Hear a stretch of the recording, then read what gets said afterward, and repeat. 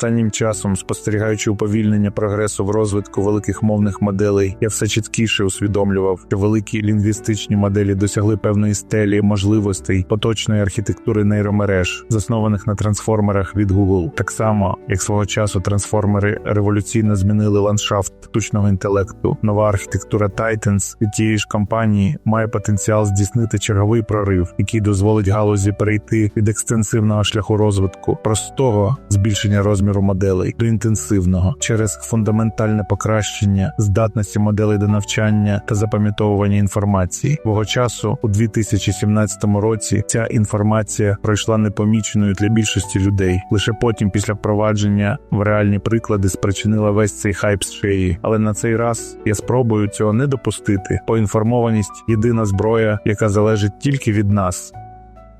Тож підпишіться, поставте вподобайку і тицніть дзвіночок, аби нічого не пропустити. Коли я вперше познайомився з нейронними мережами, вони здавалися чимось на кшталт спеціалізованого інструменту. Чудово справлялися з конкретними завданнями, але були надто обмежені. Це була ера вузького шиї, Narrow Intelligence. Одна мережа для розпізнавання образів, інша для обробки мови, третя для гри в шахи. Кожна майстер своєї справи, але без жодної гнучкості. Потім прийшла революція трансформерів від Google. Пам'ятаю, як у 2017 році ця Attention is all you need буквально струсонула світ шиї. Саме ця архітектура стала фундаментом для всього подальшого розвитку великих мовних моделей. Без трансформерів не було б ні GPT, ні BERT, ні жодної з тих вражаючих моделей, які ми маємо сьогодні. Механізм уваги Attention дозволив моделям бачити зв'язки між елементами даних на принципово новому рівні, що відкрило шлях до справжнього розуміння контексту та генерації мисленого тексту. Трансформери вперше продемонстрували, що нейромережі можуть бути універсальними інструментами, здатними працювати з різними типами даних і вирішувати різноманітні завдання. Це був революційний перехід від вузькоспеціалізованих систем до більш загального штучного інтелекту. Весь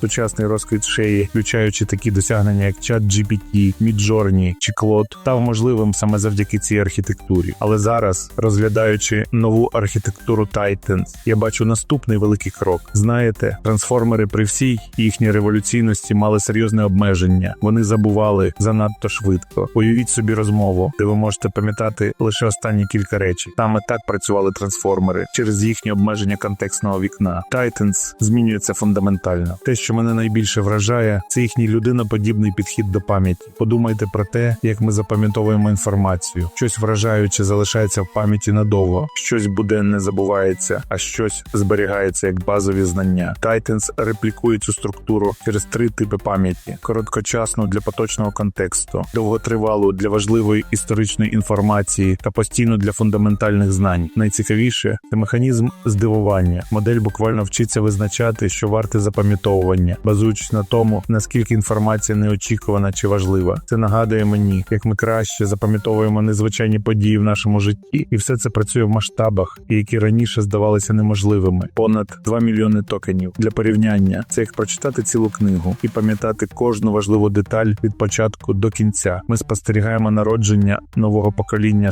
екосистем, які не просто обробляють інформацію, а по-справжньому розуміють її в довгостроковому контексті. Від вузького шиї через універсальні трансформери до систем з по-справжньому глибоким розумінням. Такий шлях еволюції штучного інтелекту я бачу перед собою. Це не просто технічне вдосконалення, це крок до систем, які мислять більш схоже на людей. І хоча попереду ще багато викликів, я не можу не захоплюватися тим, наскільки далеко ми просунулися від простих нейронних мереж до таких складних і витончених архітектур, як Titans. Це черговий доказ того, як одна революційна ідея, архітектура трансформерів, може запустити каскад інновацій, які змінюють наше розуміння можливостей штучного інтелекту.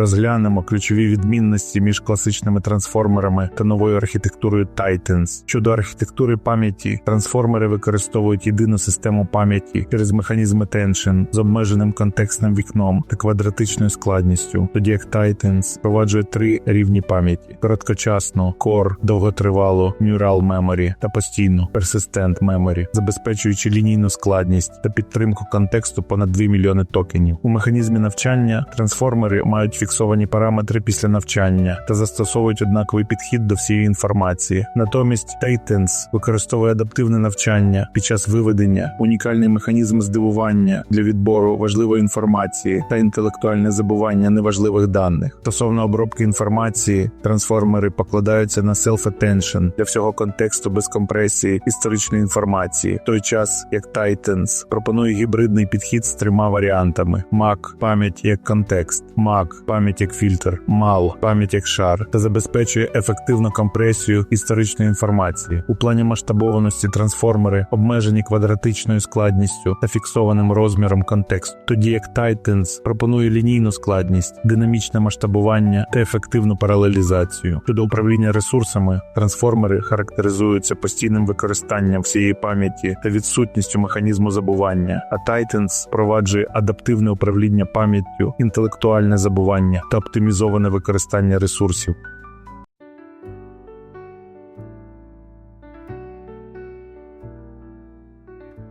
На відміну від механічного нарощування обсягів моделей, яскравим прикладом якого є GPT-4 від OpenAI, архітектура Titans представляє справді еволюційний крок у розвитку штучного інтелекту. Хоча в найближчій перспективі ми можемо не побачити різких змін. Фундамент вже закладено для чогось дійсно титанічного. Ця технологія має потенціал наблизити нас до створення справжнього штучного інтелекту значно більше, ніж просте збільшення параметрів моделей. Але важливо розуміти, що ця еволюція не просто технічний прогрес. Від нашого розуміння, застосування та етичного використання цієї технології залежить, чи стануть ці титани надійними помічниками людства, чи створять нові виклики, які нам доведеться вирішувати. І лише від нас залежить, з яким саме титаном стане для нас ця еволюція.